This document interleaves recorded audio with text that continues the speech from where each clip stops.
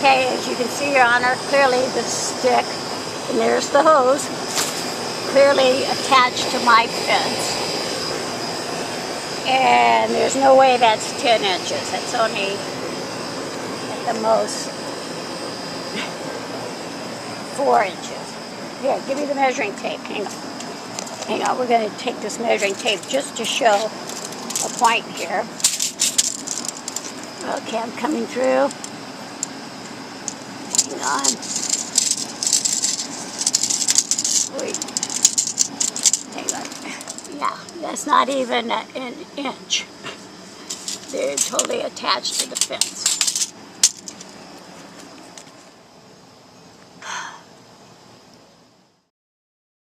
I just went ahead and removed that stick there. The hose, yeah, it's still going to run along, but as you can see, Your Honor, this woman is not deterred, nor is her friend John Matteson, from the terms of the restraining order. Okay, today's date, the 21st. September 21st. I'm just getting all the paperwork done again for the next, I guess, upcoming potential court hearing. Yeah, I got to go back into that courtroom. Again, to amend that restraining order, because the Simi Valley Police Department, each officer has a different interpretation of how the law reads. And so, I contacted my lawyer because they're trying to tell me that because I elected to bring my fence in by 10 inches, technically that makes it a shared fence. And so she's not trespassing, even though the judge says that she cannot come within 10 inches of that fence, because it is technically trespassing because it's on this property 100%. And I did not elect to bring my fence back. I had no choice but to bring my fence back, right? And it's the fourth fence. And then my lawyer pointed out that they have been technically allowing my neighbor to criminally trespass since 2017, when she first destroyed my first fence. They should have arrested her then. They dismissed it as a civil matter. Said I had to sue. I sued. I prevailed. She got mad I prevailed. Yeah, we all know the story, right? And then she claimed I punched her. And then I had to prove I didn't punch her. And then the judge told me, just build another fence, and if she destroys it again, she will be arrested. And the judge also told me to, document every single time the police refused to arrest her. So, okay, I did that. So, yeah, I went into the Simi Valley Police Department on Friday, and we had a discussion. I spoke with the supervisor and said, we have to do something here, because you still refuse to arrest. No matter how many restraining orders I get, I did everything you told me to do, and every time you keep telling me what I need to do, And I go do it, and not once have you ever told her what she needs to do, which is stop. And thousands of dollars I have spent replacing fences, cameras, lighting, court fees, right? And each time I go do it. And each time I have to bring that fence in another 2 inches. And they're telling me, well, you should just go ahead and build a big wall. I'm like, yeah. And then that breaks it back down to square one when she destroys that wall. And I'm like $30,000 in debt trying to build that wall, right? How come no one's ever told her she has to build a fence if she wants a fence? And every time I do build a fence, she destroys that fence. And I've done everything. And so my lawyer gave me this. I got to go there tomorrow apparently and show it. Basically it regards Civil Code 841, and in California, a fence built entirely on one property and not the boundary line is not considered a shared fence under Civil Code 841.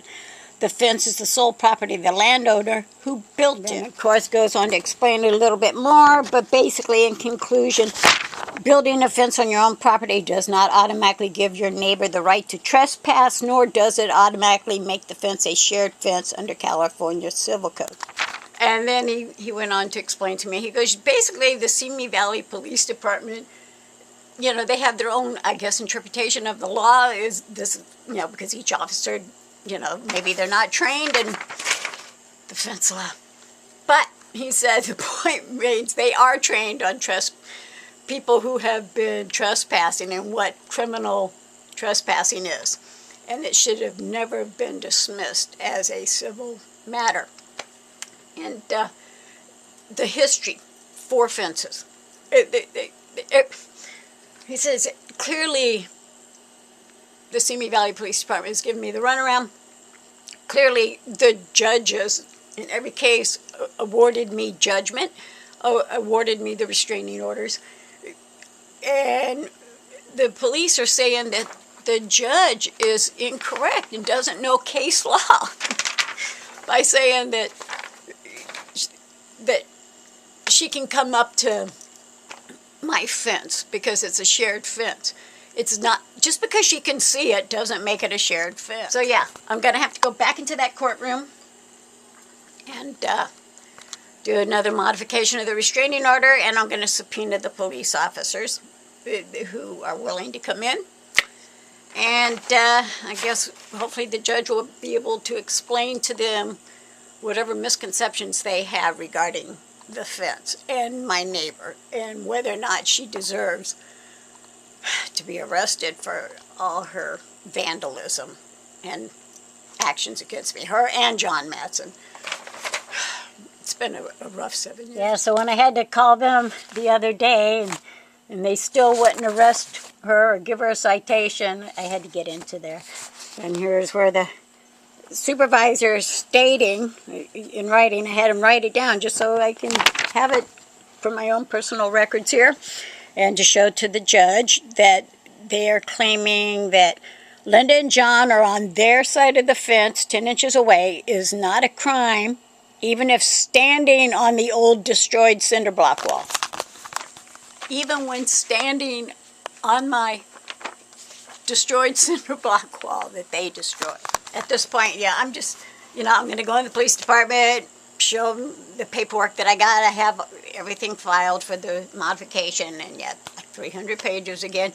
And then I'll have to get it in the mail and then do the service, and just, and then I got to go back there in 3 months anyway to renew the restraining order against Crosnoe, and I've already put that in there. I will definitely be renewing, since neither Linda Crosnoe or John Matteson are showing any sign of ceasing their activities against me. And but my lawyer said to take this into the police department tomorrow, and hopefully maybe I won't have to go into that courtroom if they can see that indeed under the law, defense law, whatever, what is it again? Yeah, 841, Civil Code, that they are indeed trespassing, and that the judge, regardless of what the Simi Valley Police Department believes or interprets, a judge's order is a judge's order, and there's no defying the judge's order. And the judge said they have to stay 10 inches away. They can't attach anything to the fence, can't have any contact with the fence whatsoever. I mean, at this point, if I still can't get any satisfaction here, I'm just going to go ahead and remove that fence